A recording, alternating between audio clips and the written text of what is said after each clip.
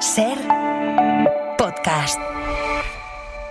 No todos hemos tenido la suerte de heredar un pisito. Victoria Spungberg, bienvenida de nuevo a La Hora Extra. Muchas gracias. Sí.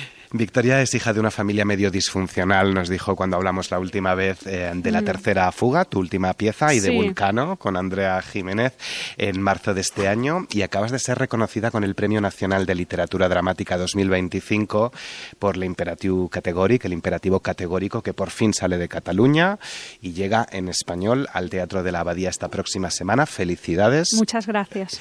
Leemos poca literatura dramática. ¿Cómo fomentarla? ¿Por qué se lee tan poca literatura dramática? Es verdad, se lee poco y yo no lo entiendo porque es muy entretenido leer literatura dramática. Es un tipo de lectura que te dispara la imaginación y además, por ejemplo, leerlo incluso en compañía y hacer personajes en voz alta. Pero es verdad que no se vende tanto ni se difunde tanto como la narrativa o el ensayo. Sí. En este programa, en el que contamos con tu presencia, estamos releyendo algunos clásicos para que los sepas, como Frankenstein de Mary Shelley o Lolita de Nabokov. Y para el imperativo categórico, tú has releído El proceso de Franz Kafka, y por aquí quería empezar porque es importante releer clásicos, aunque los alumnos o el jefe de departamento de la protagonista no quiera saber nada de Kafka, y en particular porque podemos considerar a Kafka un avisador del fuego, un visionario. Esto lo dice un filósofo que a mí me interesa muchísimo, que es Walter Benjamin. Walter Benjamin dice de Kafka, o no solo de Kafka, de otros, pero es el que crea este concepto de avisador del fuego, y él se refiere a todos estos escritores que de alguna manera se avanzan a sucesos en general catastróficos y que los ven antes que estos sucedan. A veces no es que lo vean porque sean adivinadores o porque simplemente, o pitonisas, simplemente porque su pensamiento va más allá. Y va más allá de manera literal. Quiero decir que a partir del pensamiento y de la intuición describen situaciones que suceden después. Y en Kafka esto es una pasada, porque, por ejemplo, en el sistema que vivimos ahora, hiperburocratizado, o si te acercas al mundo de la administración, todo esto, pues en El proceso, que es uno de los libros más importantes de Kafka, aparece, ¿no? Pero también otros asuntos, ¿no? que en los libros de Kafka, de alguna manera, él lo escribe hace como un siglo y esto aparece después, ¿no? Clara es una profesora asociada de teorías éticas en una facultad de filosofía y que, como el protagonista del proceso, nunca ha hecho nada malo, pero un buen día se enfrenta a un montón de injusticias, a la precariedad de su trabajo, a un jefe de departamento que es un poco imbécil, a un fondo buitre que quiere comprar todo el edificio para hacer apartamentos turísticos, tiene que dejar el piso en el que vive, un vecino que no respeta el descanso de los demás con su música machacona. Pero quiero empezar por la crisis de la vivienda, porque es quizá el mayor de los problemas que tenemos en la sociedad española, muy transversal además, esa dificultad de encontrar un piso para comprar o para alquilar. 1.200 euros por una madriguera. Creo que está basado en experiencias personales que tú has tenido. ¿Qué barbaridades encontramos en la pieza o encontraste tú en la realidad? Sí, a mí me gusta basarme en mi experiencia. No hago autoficción, o sea, no me gusta poner el yo en primera persona, pero sí que me gusta hablar de esas cosas que conozco, que al menos me atraviesan el cuerpo o que vivo o que veo cercanas, ¿no? Y sí que es verdad que yo tuve que buscar piso y era una tarea que me costó muchísimo porque vivo en Barcelona, que debe ser más o menos como Madrid capital, como el centro, digamos, y tenía que buscar piso porque mi piso me subían a casi 2.000 euros o me amenazaban con hacer contrato temporal una vez que se estableció lo del la ley esta que pone un tope, y buscando piso me encontré con situaciones muy grotescas y muy humillantes, porque además, mujer sola que te dedicas al teatro, que no es una profesión que de alguna manera genere mucha no parece una profesión que genera estabilidad, ¿no? Y además dices dramaturga y no saben ni lo que quiere decir. Y yo iba a ver los pisos y ya me miraban con cara como, bueno, pero este piso tú lo vas a poder alquilar. Y luego pisos que te dicen que son, bueno, que ves las fotos, que son fotos súper amplias. Bueno, y luego vas ahí, como dice el personaje, parece una madriguera, ¿no? Y esto está pasando y además como has dicho tú, es un problema totalmente transversal porque no es un problema solamente de la gente joven, porque siempre estamos hablando de la precariedad en la gente joven y en realidad hay gente de mi generación pues que a lo mejor no se separa porque no pueden pagar 2 pisos o que tiene que volver a casa de los padres o que tiene que compartir cosas que hace 15 años eran impensables. Y además es un derecho básico, no estoy hablando de privilegios, es un derecho básico poder tener un techo, lo importante que es después de jornadas laborales agotadoras poder volver a tu casa y tener una casa donde mínimamente sientas un resguardo. Es básico para poder sentirte más o menos bien en este sistema, ¿no? Y eso está en crisis y eso es muy grave. Y eso tendría que hacer parar el país porque es muy grave. Y además es una cuestión que ya llevamos hablando hace años y que ahora yo creo que está en un nivel muy, muy bestia.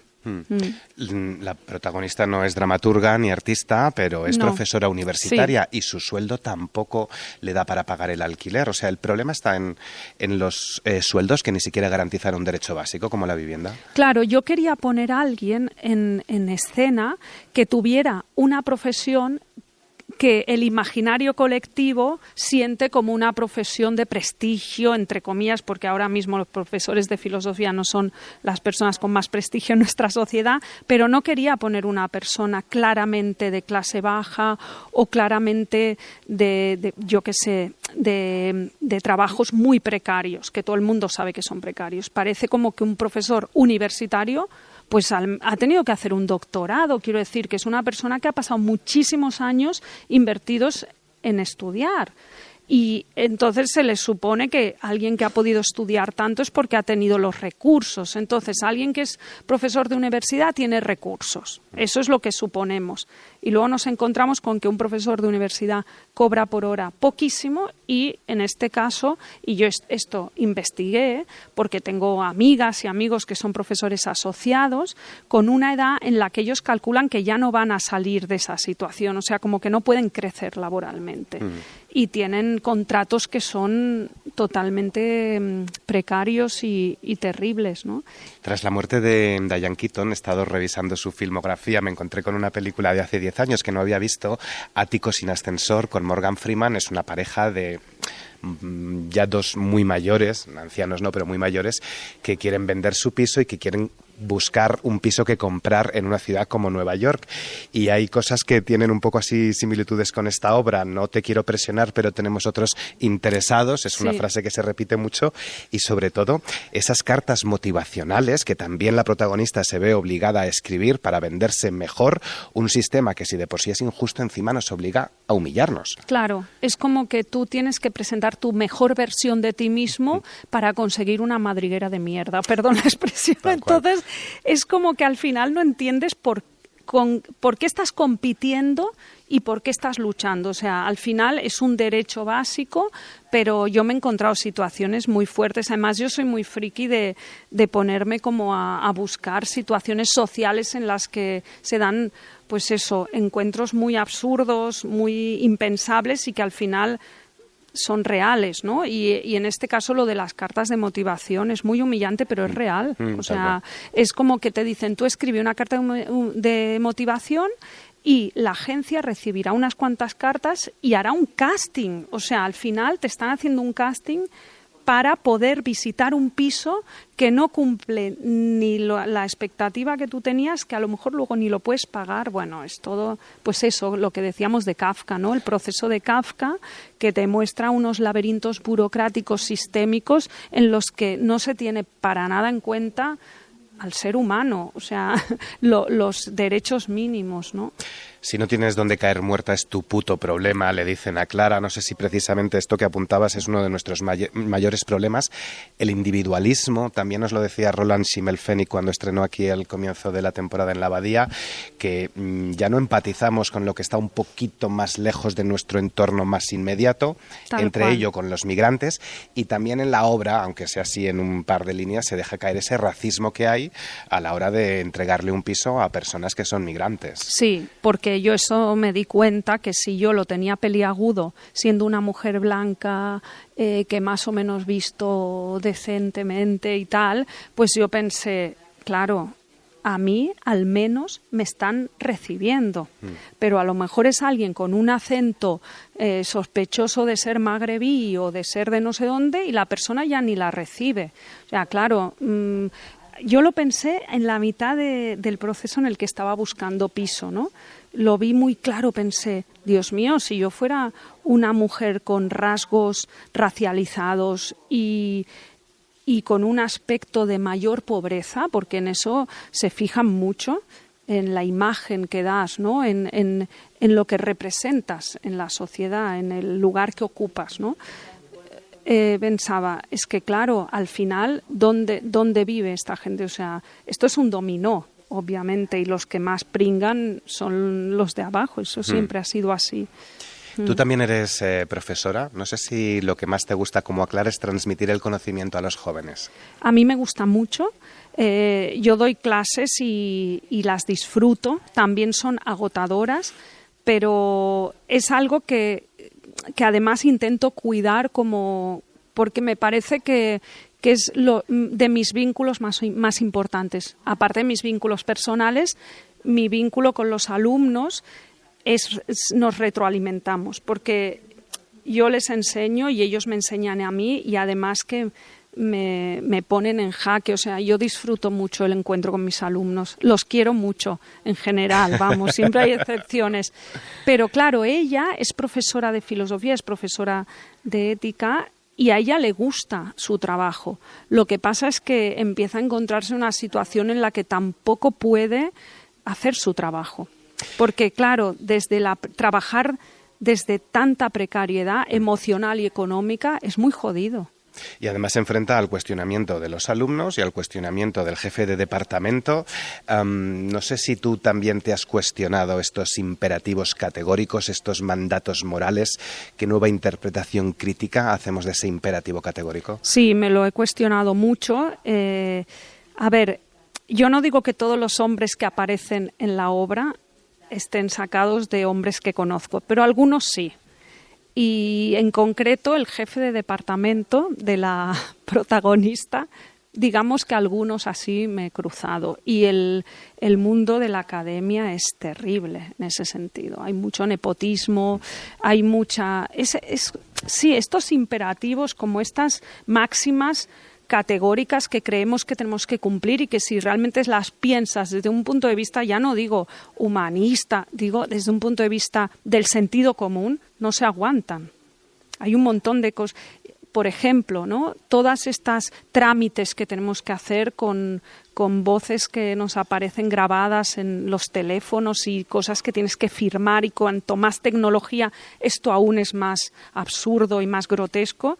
Un montón de cuestiones que además estamos en un sistema, ya no quiero entrar aquí, pero de hipervigilancia, en la que firmamos un montón de cosas, aceptamos un montón de cosas como imperativos normalizados y que en realidad nos están deshumanizando y que además son absolutamente contrarios con el sentido común de una sociedad, digamos, que funcione desde un punto de vista humano. Soy una persona tranquila, metódica, disciplinada, igual que el filósofo que más he estudiado, Immanuel Kant, al cual le dediqué la tesis y parte de mi vida. Dice Clara que es una mujer que ha pasado los 50 y a esa edad las mujeres están un poco en tierra de nadie, nos decía la actriz Belén Ponce de León. No somos ni jóvenes ni tampoco somos viejas todavía, expulsadas un poco por ambos extremos del sistema. ¿A qué violencias machistas o microviolencias muy normalizadas se enfrenta Clara? Bueno, a la invisibilidad, a la falta de empatía, sí, al desprecio, microviolencias, ¿no? Porque es como que a la mujer siempre se le exige, ¿no? Una apariencia, Esto se supone que está cambiando y yo no digo que no. Lo que pasa es que vivimos cada vez en una sociedad más basada en dicotomía, en polarizaciones. Entonces la gente, ya no solo las mujeres, la gente que se encuentra en tierra de nadie o en los grises, que en realidad es lo más común, es como que no encuentra el lugar que la representa o el espejo donde mirarse. Y esa edad, que además en la protagonista, como se ha separado, porque hay como muchas personas, ya no digo mujeres de esa edad, que se refugian en la institución del matrimonio, por ejemplo, ¿no? La institución del matrimonio es un gran refugio y también una gran arma de doble filo, pero mucha gente, ¿no? Estas cosas de ¿qué haces el fin de semana? No, con los niños, todo esto es como, pero una persona sola, la pregunta ¿qué haces el fin de semana? Igual le golpea de otra manera, ¿no? Y a ella le ocurre, ¿no? Que no es que no tenga amigos, pero sus amigos, cuando ella se separa, de alguna manera los ha perdido. Sí, es una edad, depende cómo, es una edad difícil. Y después, además, las mujeres entramos en la menopausia y eso ya supone todos unos cambios hormonales muy fuertes, un proceso somático difícil, sí. Xavi Sáez interpretando estos 7 hombres macho, que diría Luna Miguel, con la que acabamos de hablar también, sobre la masculinidad tóxica.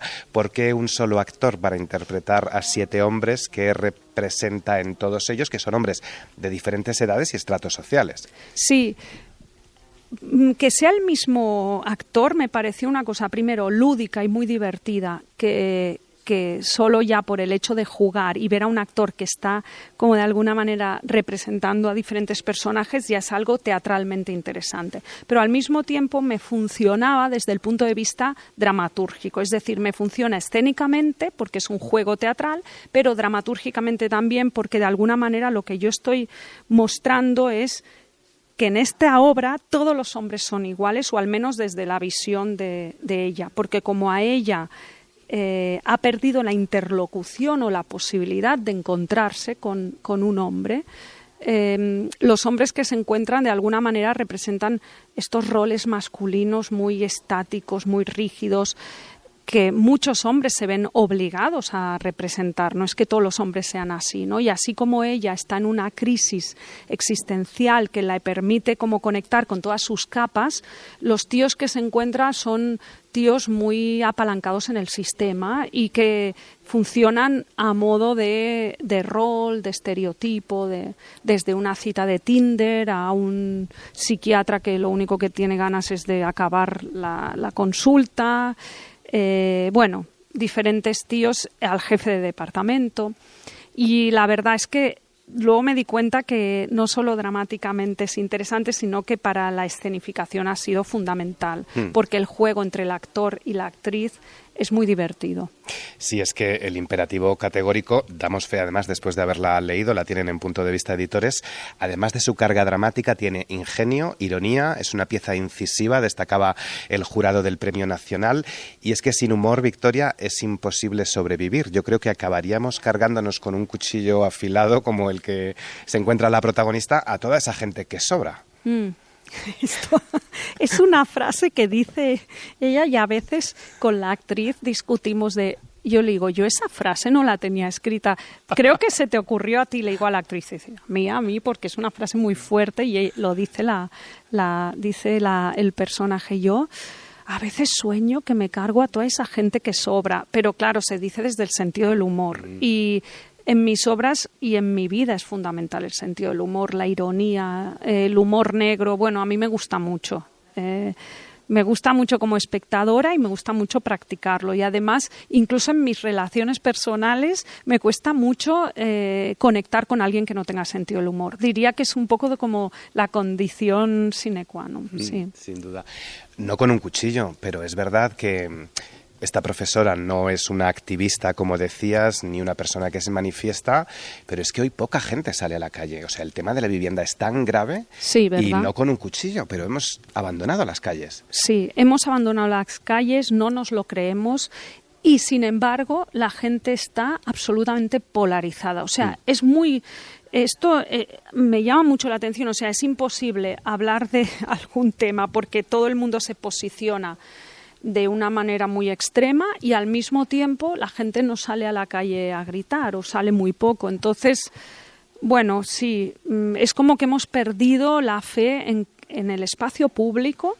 Y ahí, cuidado, porque ahí se vería afectado el teatro. Quiero decir que nos roben el espacio público es muy grave, pero al mismo tiempo es como que hay una desafección política, eso es evidente. No tenemos fe en que nuestros gestos pueden incidir en el cambio social, ni tenemos fe en nuestros políticos. ¿Es el teatro como un aula, ese espacio privilegiado donde permanecer alejado de la prisa, parar, pensar? Yo creo que sí, si no, no continuaría en esto. Lo siento en el aula y por eso se lo puse esto es una frase que dice la protagonista que no es parecida a mí muchas veces, porque yo no soy ni experta en Kant, ni soy disciplinada, ni soy tranquila, o sea, en muchas cosas no me parezco, pero esta frase me identifico totalmente. Yo creo que cuando yo cierro la puerta del aula y estoy con los alumnos, siento que es un espacio privilegiado, no porque estés aislada de la sociedad, pero sí porque estás protegida de alguna manera. Y en el teatro esto es maravilloso. El teatro tiene algo para mí fundamental, necesario, bellísimo más que nada, que es que se juntan personas simplemente para que unas se pongan delante de las otras a representar expresiones basadas en la realidad. Quiero decir, y esto es muy antiguo y lo seguimos haciendo. Aunque muchos nos quedamos en casa, ¿no? Y no conocemos ni siquiera al vecino.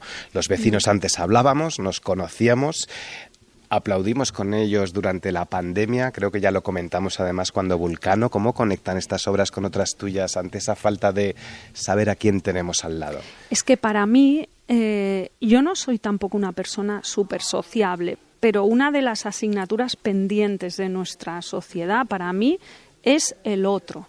O sea, poder escuchar y mirar al otro es básico y es una asignatura pendiente. Cada vez estamos más disociados, te digo que hasta psicópatas, o sea, es como que no vemos al otro. Ya no te digo que no veamos a una persona que está tirada en la calle, que esto sucede muchísimo. Es que no vemos ni a la persona que trabaja con nosotros a veces, porque tenemos tanta prisa, porque tenemos tanta sobrecarga de social, laboral, exigencias de todo tipo, y a veces es eso que nos mete. Luego las redes sociales, etcétera, ¿no? Nos comunicamos mucho desde un lugar virtual y nos cuesta la presencia del otro, ¿no?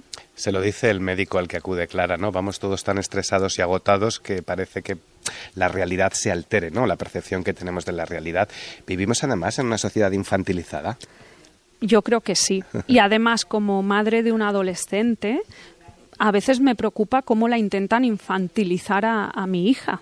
Ya no decir a mí, a los adolescentes, que yo soy muy fan de los adolescentes en general, porque es una edad muy difícil y además que está siempre muy estigmatizada y siempre hablamos en boca de los adolescentes y no les preguntamos o no sabemos bien lo que les está pasando, y yo siento que, por ejemplo, a los adolescentes se los infantiliza mucho al mismo tiempo que se los arroja ante, por ejemplo, contenidos que en mi adolescencia a los que yo no podía acceder. O sea, hay este doble juego que me parece muy perverso.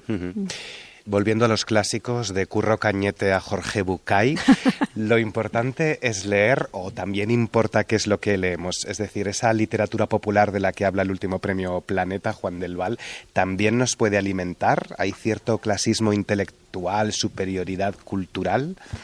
Yo no me considero una persona clasista en relación a lo económico, para nada. Además, vengo de lo que me has empezado la entrevista diciéndome, hay gente que hereda un pisito, no es mi caso. Pero mira, yo trabajé de profesora de castellano para el cónsul de Brasil, que vivía en Cataluña cuando yo tenía 20 años. Y él me decía siempre, la vida es muy corta, elige lo que lees. Lee cosas buenas. Y él andaba siempre releyendo la Divina Comedia y yo pensaba, pero siempre lees lo mismo. Y decía, no hay que leer porquería, no hay que... Y esto se me quedó grabado y lo he intentado aplicar como he podido. Yo soy muy curiosa y además soy una persona que si encuentro el Lola me lo leo, ¿sabes? Pero cada vez considero que el tiempo es más precioso, más preciado y creo que está bien leer cosas. Es mejor leer cosas buenas. Eso es mi opinión.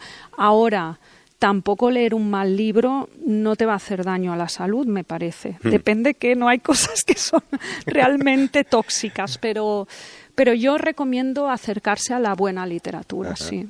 La forma de empezar la obra, lo primero que dice Clara a sus alumnos, ¿es también una forma de dirigirse a los espectadores para que apaguen los teléfonos móviles, por Dios? Sí. Esto sigue pasando, es que lo veo cada vez más en el teatro, ¿no? No, esto es obras... insufrible y cuando yo estoy viendo una obra y sobre todo una obra mía, yo soy capaz de ir a la persona y hacerle apagar. Me parece una cosa horrible. Cuchillo en mano. Sí, me parece horrible. Prefiero a alguien que habla. Mira, si alguien habla y comenta en el teatro, yo no me enfado porque pienso, bueno, a ver, tampoco vamos a pretender que el público esté aquí encorsetado, pero lo de los móviles me da mucha rabia, porque además es esa lucecita que molesta mucho y que además me parece como hasta antiestético y como que una persona no puede aguantarse durante 1 hora y pico, 2 horas y no mirar el móvil. Bueno, a no ser que estés esperando algo muy urgente, pero entonces ya no entras a la sala de teatro. No sé. El 100% necesita vacaciones, aunque hay gente muy feliz en el trabajo, se dice también en la obra. ¿Es tu caso? ¿Necesitas vacaciones aunque eres muy feliz en tu trabajo? Bueno, sí, soy muy feliz en mi trabajo en el sentido de que tengo la gran suerte de dedicarme a algo que me llena y creo que un trabajo que te genere un trabajo que no te guste es una condena, porque pasas muchas horas y no es mi caso. Pero sí, me gusta hacer vacaciones también y a veces siento que las necesito muchísimo. Ahora no tanto porque estamos aún en otoño, pero si hablamos en primavera o así, sí. Muchas ganas de ver el imperativo categórico. También entiendo que habrá gente fuera de Cataluña que querría verlo en catalán. ¿Debería salir más teatro catalán en catalán al resto del territorio? Gran debate.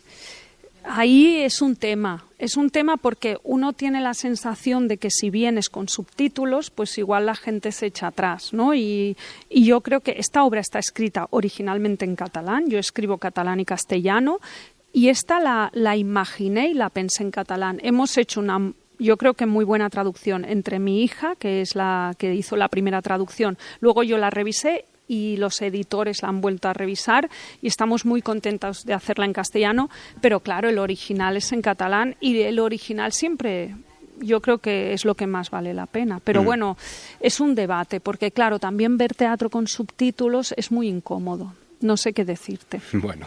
Hemos visto de todo. Claro, es eso. Sí, luego viene una compañía alemana con una obra de 4 horas y está todo el mundo flipado, es verdad. Sí. Mire, Victoria Spungberg, piense que lo que no cura la inteligencia, lo cura el tiempo y la medicación. Gracias por haber estado en la hora extra. Gracias a ti y te esperamos en la abadía. Por supuesto. Gracias. Para no perderte ningún episodio, síguenos en la aplicación o la web de la SER, Podium Podcast o tu plataforma de audio favorita.